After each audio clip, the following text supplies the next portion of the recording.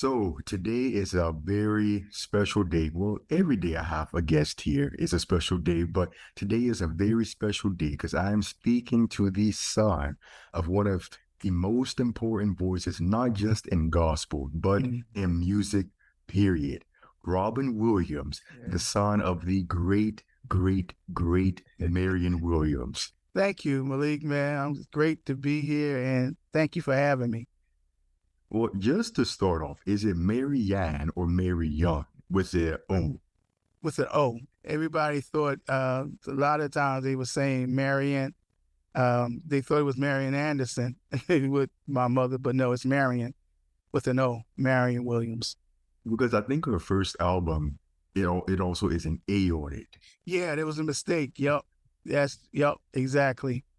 Just to get started, one of my exposure, and I'm sure many others, the very first exposure we had to your mother was through her work with the Clever Ward Singers. But at I that think, time, it was the Ward Singers. oh, just the Ward Well, Singers. it was the Ward Singers, yes. Oh, The Cloud Ward Singers was after my mother. My mother left, and then they went to that's when they started doing other stuff. so can you briefly just tell us again the story of how she ended up in the group? What happened was my mother was living in Miami, Florida, living with her mother, and her sister was living here in Philadelphia. She came to Philly to visit, and it so happened that the Ward Singers was doing a concert. A friend of her sister took them to the concert, and they must have had an idea that my mother was going to be there, or they told her about her, and they had her sing at the concert. And Miss Ward and Clara was just thrown, just floored, and that's how it all started. I believe it took about a year for her to make a decision because or it could have been less because she had to get permission because she was like a teenager. So she had to get permission from her mother. Once her mother gave her permission, then, then that's how she started. So I know the Ward Singers, one of the things they're known for outside of the music is bringing the glamour to gospel with Right. the gowns and the hair. Do you know why or what they felt that added to their performance? No, really, from what my mother told me, and I think even in the documentary, she tells about how she never had put on a sequin gown or put on a piece of hair or nothing like that. But that was their MO, fabulous outfits, hair. From my knowledge, that was just part of their act. So she was the lead singer of the group, or was there not a lead singer really? At the time, it was Miss Ward or Clara that would sing until Mommy came, and then once she joined, some people say she put spice to it, and she became the lead singer for the Ward Singers. Every time they would go to a program and everything, the Ward Singers, but they was waiting for my mother, and you can hear her in different, even with her albums with them, you can hear the distinctness of her high voice in a lot of the songs and the backgrounds and everything. Speaking of her voice, one of my favorite recordings of her when during her time in the group is Climbing Higher. And and I was like, I don't know if they had her step away from the microphone or if they had her microphone turned down Turn on, right? because she hit that note and it was just I just know she drowned everybody out Yeah, in that group. yeah. But where did she learn how to make those kinds of sounds? Those Sounds. Yeah, well, it came from I guess back home in Florida with her mother. Her mother was a singer. She didn't do professional, but she sang in the church, and mommy just had that God given talent voice. And my mother always had a strong voice. You could hear her over something. You could hear her, like again, I said, you can hear her voice over all the when they're singing harmony and everything, background singing. Even with the group she had with the Stars of Faith, her voice was. She's just had a strong voice. So she never had like any lessons or anything? No, no, no. One thing I noticed, even when once I was old enough to see, my mother never really. She never had coach or anything. I don't remember my mother actually warming up to sing. It was just natural. She would just, like some people now when they go on concerts, they have vocal coaches, they have to warm up and everything. If she did, um, I didn't notice it either. If we was out doing sound check, because a lot of times she would stay in the dressing room, and then we would come out and do sound checks, and uh, then she would come out later and do a little bit. That was funny because my mother never sound engineers didn't like. They hated my mother when it came to doing sound check because she wouldn't give them her natural voice. She would just give them just enough volume so they could have the mic ready. And then when she came on, now here go this strong woman. Now it's loud. So, but that's what it's all about. So yeah, but no vocal training or anything like that. Okay. So, just speaking a little bit back to her work with award singers, outside of Mhm. singing, does she have any hand in putting the actual music together? I'm going to say yes to my knowledge. I do know that she had written a couple of songs, and she sold it to Clara. Background, I would say background singing and parts was her strong suit. I don't know if at that time she had anything, influence on that, but I know when she was with the group, the Stars of Faith, my mother was strictly for harmonizing and making sure the harmony was, excellent. Of course, she leaves the the award singers because of their Mhm. discrepancy with the money and starts her own group. And Right. that struck out to me. And the documentary was she was the manager, the lead singer, the Mhm. arranger, the producer, the Yeah. booking agent. She Yeah. was everything for the group. So was that common back then with like gospel singers? I'm going to say yes back then because once they formed the group, they usually that was they were the manager, and they're the ones that had to book, the gigs and make sure that they had enough gigs to make the get paid and everything and to live. So again, I know that she was one of the people. Well, she was definitely the ones that handled the business part. There was times where it was hard. They would go on to the gospel circuit or and sing, and sometimes some of those shows or gigs were closed, and then they didn't even know until they got there. So that was pressure trying to make sure everybody got to eat. Now she got a group and everything. So So, because I hear like to some extent gospel singers today still talk about that. So is the field of gospel music has always been, or from your knowledge, a hard field to really make money in? yeah, yeah, it was hard. Um, had to make ends meet. Sometimes they would have to, sing when they go down south. Sometimes my mother told stories about how they had to go to the bathroom outside, stop on the side of the road, how they had problems with, police or whatever like that.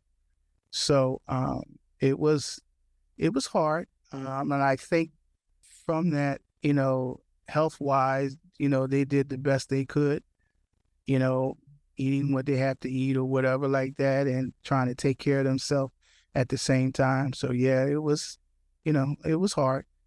And then they will go through all that, and sometimes the gig will be closed. Yeah, it was a couple of times my mother told me how, they travel by car. At that time, there was a young man that he had drove for the ward singers too, and I used to call him Uncle Rudy. I don't even remember his last name, but he had a limousine.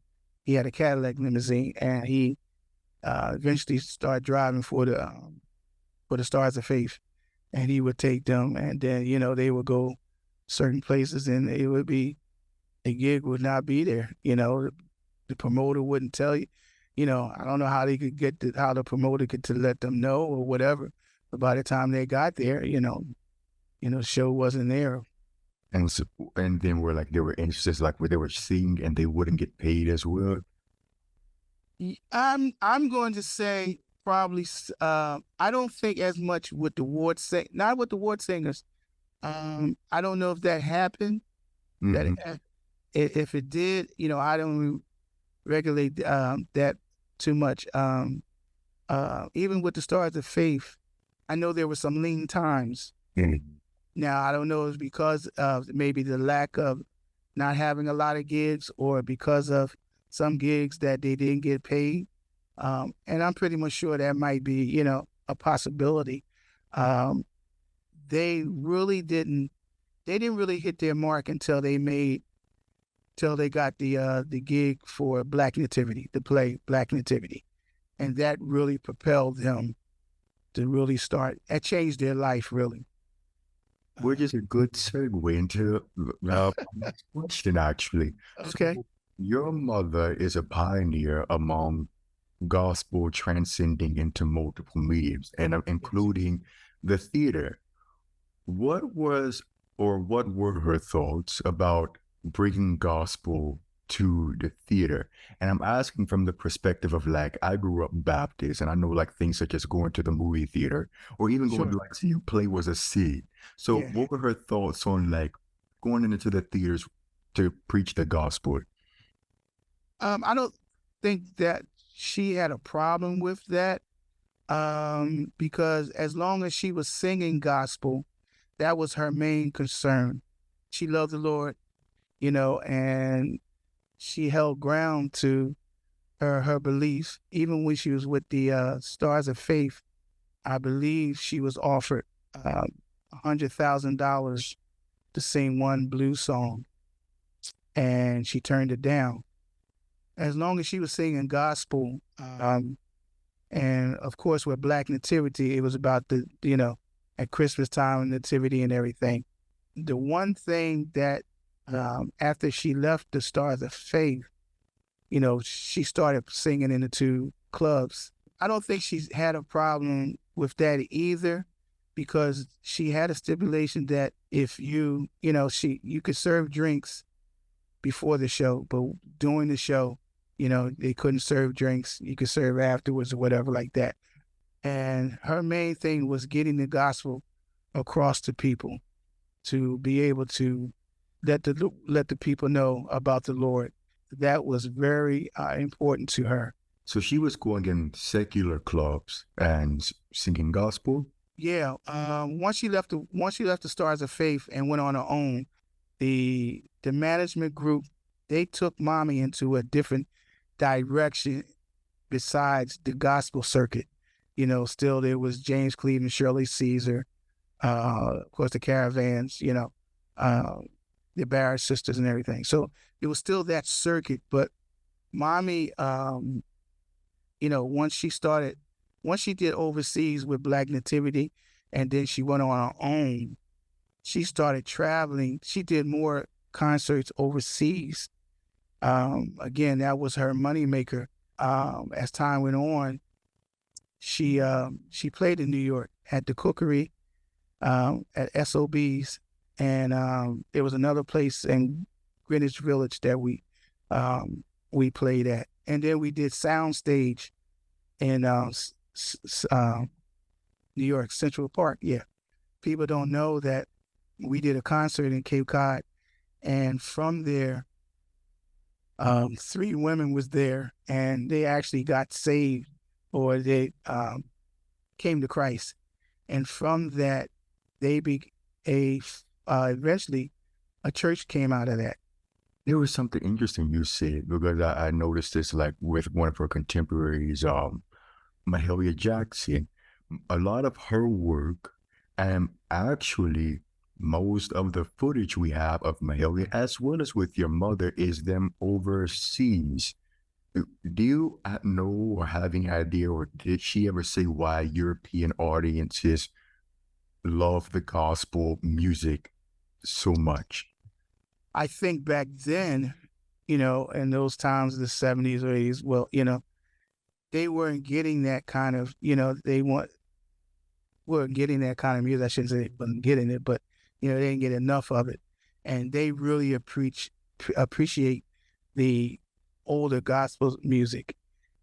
Also, the their gift and their talent singing wise.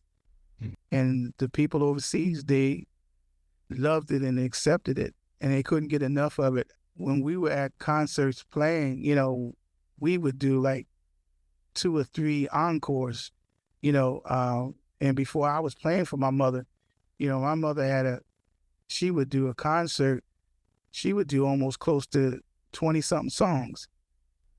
They just loved it. They encores after encores and couldn't get enough of it. My mother would say one time they would kill you if they let you. But that's how much they loved it.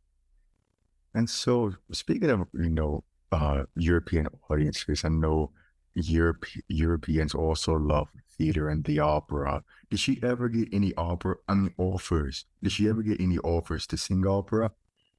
I'm going to say, and I might go out on a limb, I may be wrong, so please forgive me.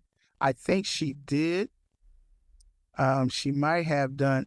I know she did a cappella album with a French lady, and I forgot her name.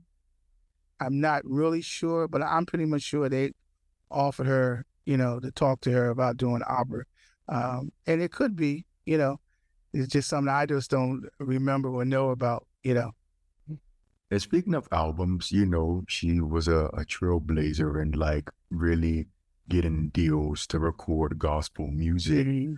And what were her thoughts on like the studio or recording process? I do know that she was never intimidated about doing, in the studio. When we did the recordings, it wasn't too many takes. We would, go over the song maybe one time and then we was ready to go. Cause she basically, the songs that she already prepared for or already knew. So she would just come in, blow them out the water because that's what she was. So, I mean, we didn't really do a lot of takes. She would probably do 6, 7 songs in about 2 hours. Her discography is like it covers like 3, 4 different generations of gospel. And then Right. I'm thinking of the Atlantic album. I think it's the one with just a guy standing on Standing here wondering. like it was a gospel album, but not a gospel album or not as forward of a gospel album. That album was probably one of them, Standing Here Wondering, because that was a different era, like folk music. That album, Standing Here Wondering, became a commercial with that guy standing where the actual picture, that was a commercial. From there, she did Hare Krishna, all these folks, Put Your Hand in the Hand that Stills the Water, Turn, Turn, Turn with the Dixie Hummingbirds. She did a Stevie Wonder song too. Can't think of it right offhand. But yeah, that album alone took her to another plateau because that's where she started doing folk festivals and she started doing the college circuits. Yeah, because I'm looking at it. She has He Ain't Heavy, He's My Brother, Yep, Heaven Help Us, or that's the one. Heaven help us one. That's Stevie Wonder. mhm, Put Your Hand in the Hand. I Yeah, think that's Donny Hathaway. I think it is because Rosetta Thornton. I'm sorry. Roberta Flack co-produced that album. She was producer on that album. Really? Yeah, Oh. if you have the album, you'll see the producer or co-producer is Roberta Flack. Oh yeah, I see it. Yeah, yeah, and Wow. she had the top Atlantic musicians on there. Joe That's amazing. Zawinul, yep, she had Joe Zawinul on keys. She had Bernard Purdy on drums, which I was That's supposed to, Aretha's drummer. yeah, yeah. Actually, I was supposed to train with him. I was supposed to go and train under him for a good while. But some things happened. It was probably my fault. Bernard Purdy, Chuck Rainey on bass. Yeah, that was a great album, man. That was a great album. Oh yeah, because Chuck Rainey, I think he was with Aretha also. Yeah, but that whole Atlantic, that was the whole that was the studio group right there at that time. Hmm. So Yeah. how did she which brings up actually an interesting question because there's this, I don't even know if the video is still on YouTube, but she was talking about recording a country album. And she said, well, country is gospel music or something along Hmm. those lines. Yeah. So, she has some things on here that would be considered maybe soul music or something. So how did she find the gospel in these non-gospel or what people will assume are non-gospel songs? She could take a song and turn it into and make it sound so soulful. She was just that was just a gift from God that she had. A lot of jazz musicians loved playing with her because she knew how to play with the music. Sometimes she would sing behind it. She would sometimes sing a little in front of it, but at the end, and then get back on the timing exactly. So she knew how to do that. So she could take a song.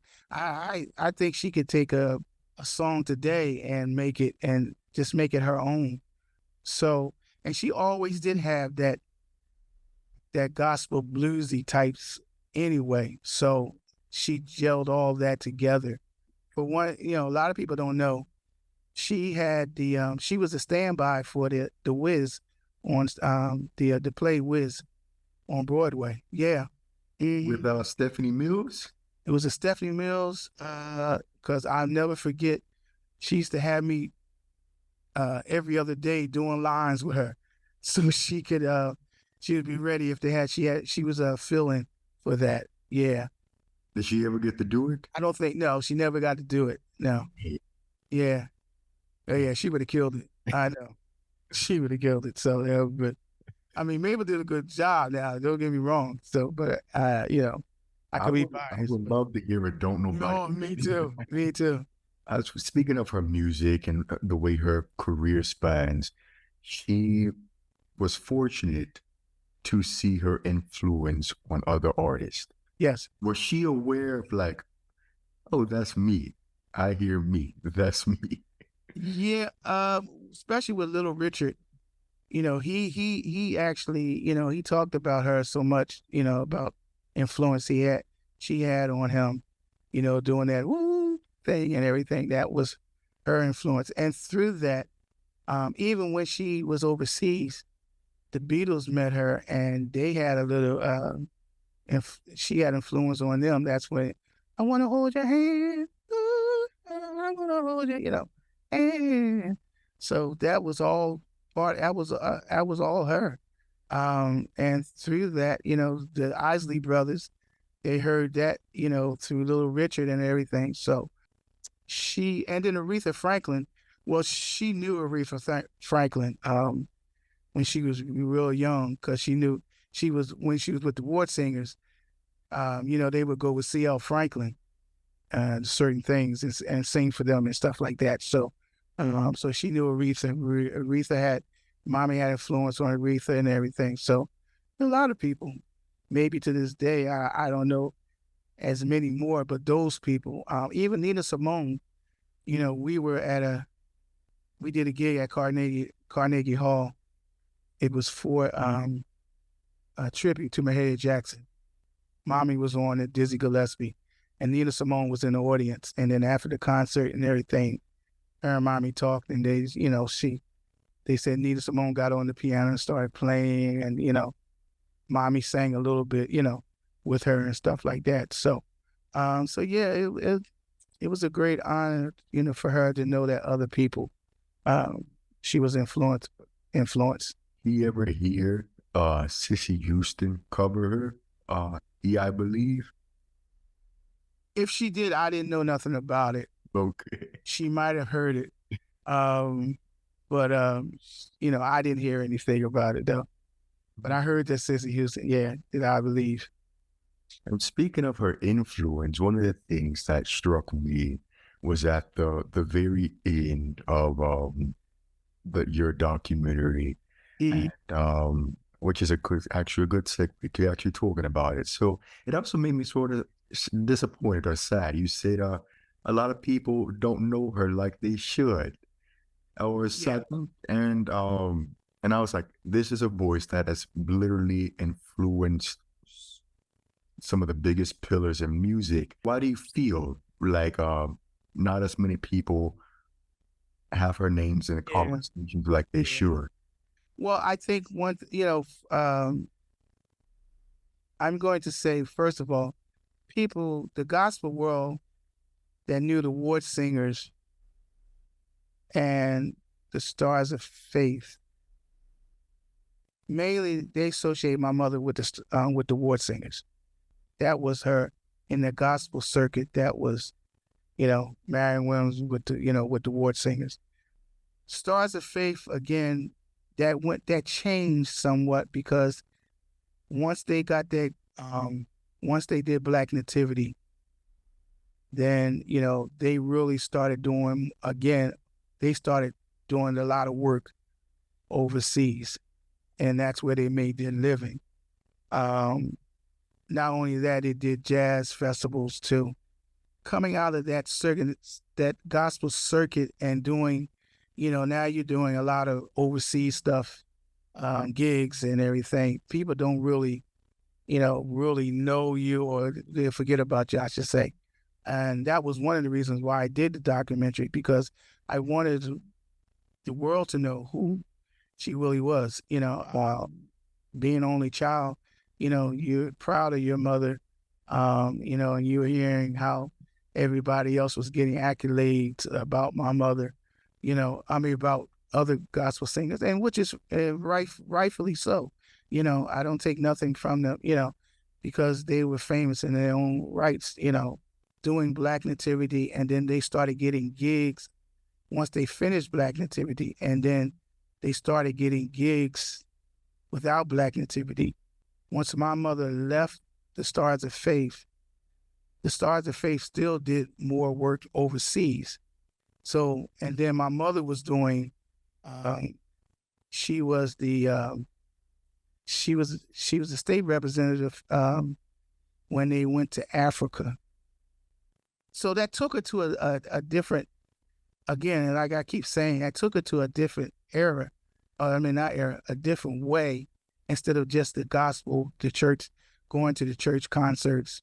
So people kind of, in the United States, to me, they kind of forgot who she was until, now she made it big overseas. Now she's getting a MacArthur Foundation Genius Award.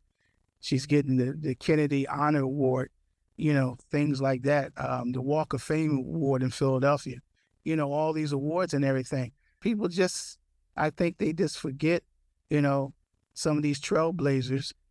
And thank you to you and to Tim and to others that are still keeping the history of gospel music and music, period, by some of these legends, that paved the way. Even to this day, some of the young people may not even know who my mother was. Again, they might think I'm talking about Marion Anderson. Um, but Marion Anderson's name is more popular than my mother's. Mahalia Jackson's name is more popular than my mother's. Again, her and Mahalia Jackson were close friends.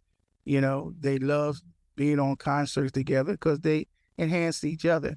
And of course, people didn't know that Mahalia Jackson was my godmother.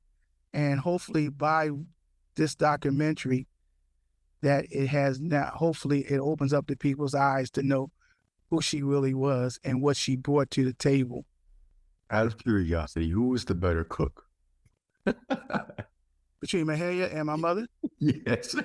I'm gonna say my mother because my mother, her mother was from South Carolina. Her father was from the islands in the Bahamas called Cat Island, and my mother a mixture of Bahamian food and soul food.